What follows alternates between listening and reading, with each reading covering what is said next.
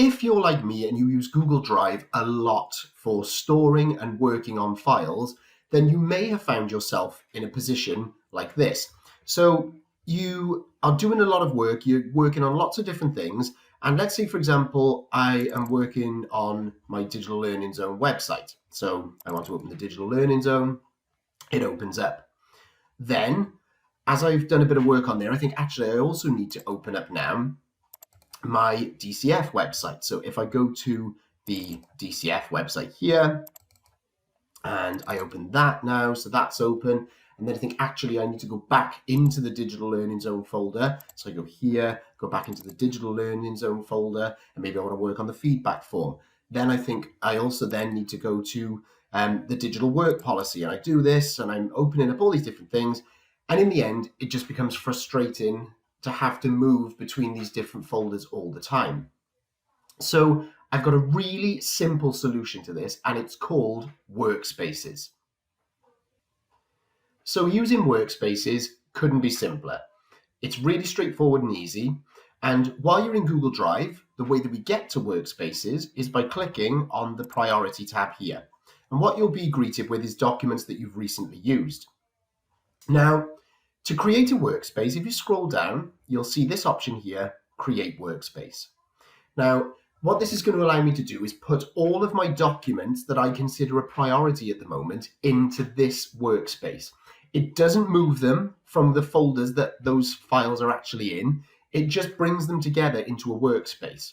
So that if you do delete the workspace later on, the files stay exactly the same in the folders that they were in. It's just a way to bring those to the front for you to access what you really need at this moment in time. So if I create my workspace, I'm going to be working heavily on DCF content today. So if I press create, my workspace is here, and what it will prompt me to do is add files. Now, it's really easy to do this. If you can choose from the options that it suggests, but if you choose other files, it brings up your Google Drive options here, and you can simply select them from my drive. So if I go to my DCF folder, and I'm going to choose my Digital Learning Zone website, so that will be there. Then I can add another file, and I can go into my DCF folder again, and I can choose this time my DCF website from here.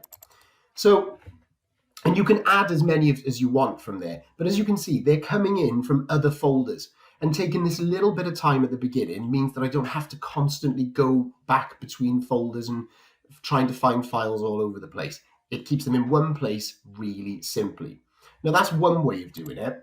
But then let's say later on, for example, you're working on something and you think, oh, actually, I need to put that into my drive as well. You can actually do it this way. So if I go to my digital work policy folder and I want to put this particular file here, if I just right click and add to workspace, if you have numerous workspaces, it'll just have those listed in here as well. But if I click on DCF and I go to my priority page now, I can see that these documents that I'm going to be working on throughout the day are there now. And all I do if I want to launch them is double click on it and it opens there. So it's a really easy way to manage your files that you're working on for a particular day. And remember, they don't move from your folders. When you delete the workspace, it doesn't delete those files from your original folders. They stay where they are, but it just brings them to the front for you.